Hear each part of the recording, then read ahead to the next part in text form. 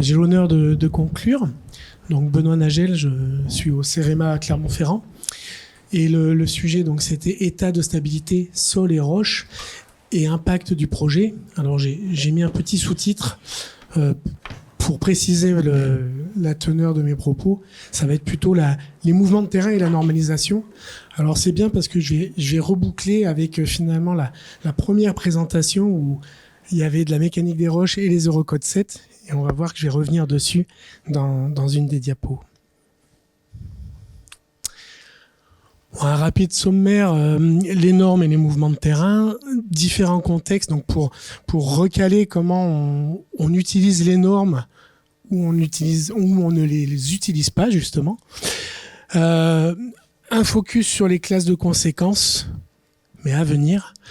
Et puis une toute dernière diapo où finalement j'aurais pu laisser que dialogue. C'est la conclusion, quoi. Dialogue MOA, MOE, BE, j'ai oublié entreprise. Et c'est pareil, là ça rejoint la précédente présentation où les dernières paroles, c'était justement l'importance que chacun soit à sa place, que le maître d'ouvrage soit bien conscient du projet qu'il assume et que chaque acteur soit bien à sa place avec les bons textes à utiliser, puisque je reviens sur le sujet normes et mouvements de terrain. Alors ce que j'ai identifié, si vous voulez intervenir pendant la présentation, moi ça me gêne absolument pas. Au contraire, même s'il y a une diapo qui vous choque ou un de mes propos qui vous choque ou sur lequel vous n'êtes pas d'accord, vous pouvez tout de suite me contredire. Ça pimentera un petit peu et comme ça on attaquera déjà les discussions de Sainte-Barbe, donc c'est bien. Je prétends pas avoir la science absolue, ça c'est hors de question. J'ai mes erreurs aussi. Donc voilà, les normes que moi j'utilise dans les mouvements de terrain, il y a l'Eurocode 7, hein, ça c'est sûr. Donc qui actuellement, est en révision. Il y a la 94-500, donc dans l'enchaînement des missions. Donc là, c'est pas pour dimensionner, mais c'est plus pour savoir qui fait quoi et à quel endroit d'une mission géotechnique on parle de stabilité et de dimensionnement. Donc cette norme est en discussion aussi. Enfin, j'ai dit aussi, cette norme est en discussion. On voit régulièrement de l'analyse de mouvements de terrain qui se réfère à la 94-270. Donc sur les sols cloués et ouvrages en sol renforcé. Alors quand il y a du clouage, moi ça me gêne absolument pas. Quand on est sur des versants qui glissent et qu'on vient conforter par d'autres techniques, cette norme ne s'applique pas. Et malheureusement, il y en a qui l'utilisent. Donc c'est aussi pour ça que ça m'a plu de faire cette présentation. Et puis il y a une norme en développement là, j'ai oublié le PR. PRNFP 94-290 sur les justifications donc des ouvrages en terre. Et puis on verra ce qu'il y aura dedans. Est-ce que justement un mouvement de terrain naturel, donc c'est pas un ouvrage en terre puisque c'est la nature, est-ce que ce sera traité dans ce texte-là, je ne sais pas. Et ce qui ressort de ces 4 textes, c'est que l'ingénierie des roches est donc très peu abordé. C'était la première présentation qui disait que finalement pour dimensionner à l'Eurocode 7 en mécanique des roches, on n'a pas les outils pour l'instant. Mais comme je vous l'ai dit, l'Eurocode est en révision et le nouveau texte prévoit fait une part un peu plus importante à la mécanique des roches. Donc on aura des outils pour pouvoir dimensionner en méca roche selon l'Eurocode 7. Et puis, je l'ai déjà dit, l'instabilité des pentes naturelles n'est pas traitée dans ces normes-là. Pour illustrer juste la mécanique des roches, 2 petites photos, parce que j'aime bien aussi les photos. Je trouve que c'est mieux que du texte à lire, parce que sinon je peux aussi envoyer une note et puis vous lisez et j'ai pas besoin d'être là. Donc je préfère autant commenter des photos. Puis comme ça, ceux qui sont pas là, ils savent pas pourquoi il y a cette photo. Ça oblige à être là, c'est aussi pédagogique. Donc photo de gauche, donc c'est Saint-Flour, hein, une belle couronne d'orgue basaltique avec la vieille ville de Saint-Flour au-dessus. Et donc on voit bien les ingénieurs de l'époque qui ont conçu les fondations de ce bâtiment. Et si maintenant il fallait recalculer les fondations de ce bâtiment avec la prise en compte du massif rocheux, actuellement on serait bien embêté, je pense. Et puis un autre cas, donc là c'est dans le Puy-de-Dôme, au-dessus de la Roche Blanche, une falaise troglodytique qui a présenté des signes de faiblesse. Et on voit qu'ils avaient été un petit peu vus puisqu'il y a quelques écrans verticaux qui sont en train d'être déployés. Et puis durant la mise en œuvre de ces ouvrages, il y a eu un éboulement rocheux.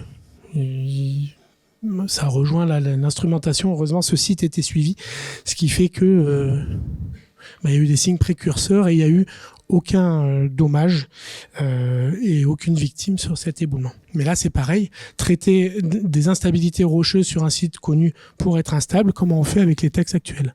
Pour l'instant, moi, j'ai pas de réponse. Donc là, dans la suite de mes propos, je vais dérouler cette diapo encore 2 fois. Vous la verrez encore 2 fois. Donc dans quel contexte on se situe quand on a un projet? Parce qu'au final, la géotechnique, elle n'a d'intérêt que s'il y a un projet. Ça, c'était un débat qu'on avait à midi sur la 94-500, ça s'applique quand? Les aléas, s'il y a un aléa mais qu'il n'y a pas d'enjeu derrière, il n'y a pas de projet, quelque part, c'est du PPR. Ça a été aussi présenté pour les karstes. Quand il y a un donneur d'ordre qui veut un porté à connaissance, il n'y a pas d'ouvrage géotechnique derrière. La 94-500 ne s'applique pas. On n'est pas dans des missions géotechniques. Enfin, selon moi, là c'est pareil. Si vous voulez réagir, il n'y a pas de souci.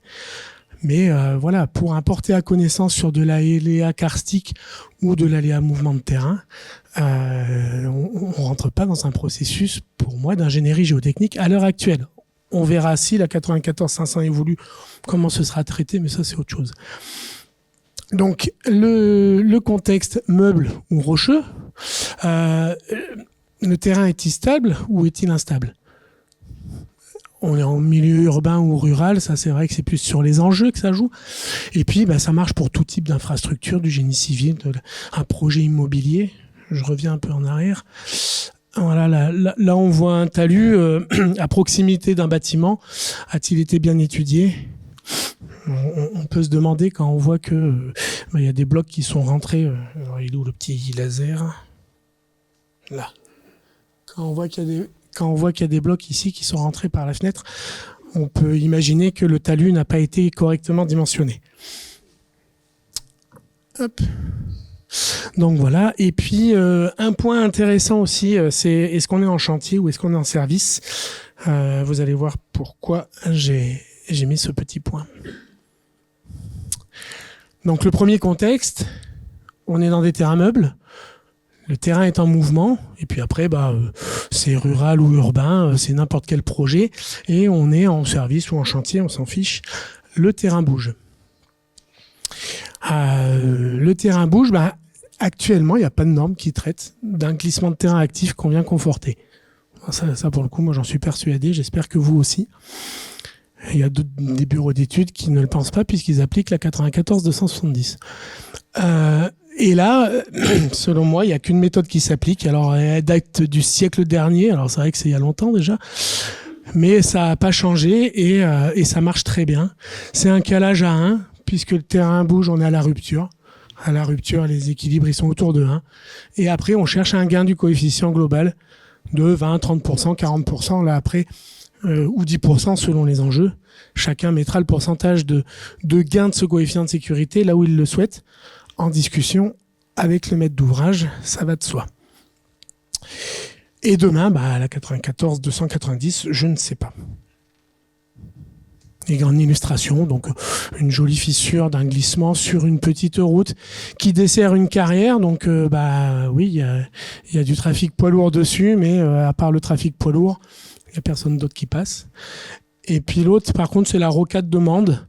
Donc là, c'est un glissement de terrain avéré, une bêche qui a bien été dimensionnée, enfin bêche et massif poids à la fois, c'est les deux à la fois, qui a été dimensionnée en coefficient global. Et à la réalisation qui s'est réactivé d'ailleurs, le glissement, mais qui a été buté par cette bêche mur poids. Massif poids, pardon. Alors, un deuxième contexte qui va évoluer, justement, c'est on est toujours en terrain meuble, mais les terrains sont réputés stables. Et puis après, on est en urbain rural, infrastructure, génie civil, projet immobilier. Par contre, à l'heure actuelle, selon moi, on n'est que en phase service. On est sur du long terme, sur le projet à long terme. Puisque là, actuellement, avec les Eurocode 7, soit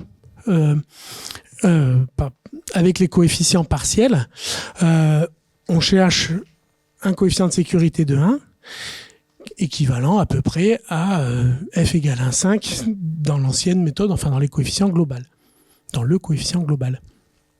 Couramment, sur la stabilité des pentes, l'approche 3 est utilisée.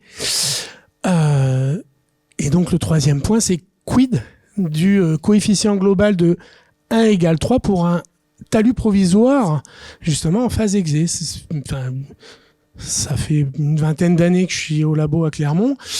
Et donc j'ai appris avec des vieux, des personnes sachantes qui ont contribué à la rédaction du livre Stabilisation des glissements de terrain.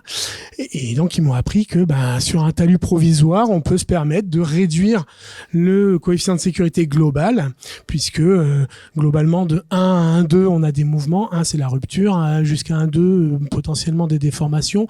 À 1,3 on a quelque chose qui tient à court terme, mais si on le laisse ouvert trop longtemps, il risque de voir son coefficient de sécurité baisser et rentrer en déformation. Puis un 5, c'était la stabilité assurée à long terme. Et avec l'Eurocode 7 actuel, ce coefficient de 1,3 en global, on ne l'a pas avec les coefficients partiels. Alors c'est vrai qu'on voit sortir des calculs avec un 0,9, f égale 0,9. Bon, enfin, moi ça me gêne pas trop. 0,9, ça doit correspondre à 1,360 ou 340. Donc on est sensiblement autour du coefficient global de 1,3. Mais c'est vrai que c'est quand même gênant. 0,9, normalement, ça doit attirer l'attention. Donc demain, ce qui est très intéressant avec le nouvel Eurocode 7 qui va arriver, c'est qu'avec la MFA, donc l'approche équivalente 3, les coefficients partiels, donc le sigma F et le sigma E, on pourra les retravailler. Enfin, on pourra. Oui, il y a tout un jeu de coefficients et de KM, multiplicateurs, qui permettront de pondérer justement les coefficients partiels encore un petit peu plus. Et du coup, le F égale 1 au final, il sera finalement pas forcément égal à le 1,5 global de l'actuel Eurocode 7. Je sais pas si vous m'avez suivi. Mais on pourra pondérer justement les coefficients partiels pour arriver à finalement un F. Avec les coefficients partiels, on sera toujours à 1, mais il ne représentera pas forcément le coefficient global de 1,5 initialement dimensionné. Et ça, justement, ces coefficients partiels sigma F, sigma E, ils seront en fonction de la classe de conséquences choisie en concertation avec le maître d'ouvrage. Et c'est ça qui est intéressant, je trouve. Donc les classes de conséquences, justement, dans l'Eurocode 7 à venir, prendront en compte les effets sur les structures, sur les services publics, sur les terrains dans la zone d'influence. Et c'est là où on remet au cœur du dimensionnement, selon moi, finalement, on remet au cœur du dimensionnement le maître d'ouvrage. C'est-à-dire que le bureau d'études, de mon point de vue, ne pourra plus faire, comme c'est un petit peu le cas en ce moment, son dimensionnement dans son coin et dire, votre projet, pour qu'il tienne, c'est comme ça. Non. Il y a la classe de conséquences derrière, et les classes de conséquences, elles se définissent en concertation avec les maîtres d'ouvrage. D'où la dernière diapo, dialogue MOA, MOE, BE, pour bien se comprendre sur justement la définition du projet, Et puis bien éduquer les MOA, ça vient de, je l'ai rajouté là au début de l'après-midi suite à la discussion qu'on a eue ce midi, parce que c'est vrai que malheureusement certains maîtres d'ouvrage ne sont pas géotechniciens, c'est pas forcément leur boulot, et du coup, enfin c'est même pas leur boulot, mais ils sont concernés par les conclusions des bureaux d'études. Et ils sont concernés en premier chef. C'est comme eux qui tiennent le cordon de la bourse. Et si on leur explique mal, ou s'ils connaissent mal les tenants et les aboutissements de ce qu'on fait, c'est là qu'il y a mésentente et qu'il peut y avoir des grosses dérives. Donc disposer de textes clairs, ça c'est vrai que le nouvel Eurocode 7 sera bien plus clair pour la mécanique des roches. Ça c'est très très bien pour la géotechnique de l'ingénierie des roches, parce que la géotechnique, ça n'est pas que de la mécanique des sols. C'est aussi de la mécanique des roches.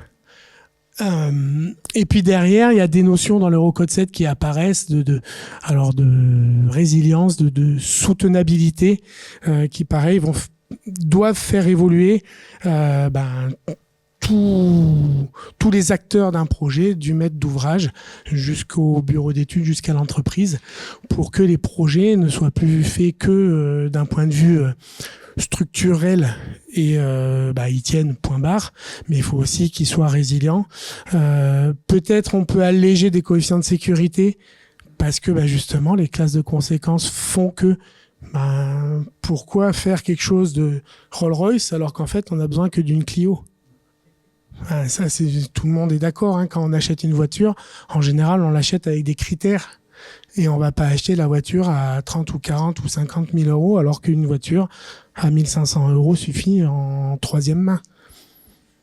Donc on le fait pour nos deniers propres. Pour les deniers d'un maître d'ouvrage, je pense qu'on peut tous penser comme ça. Merci.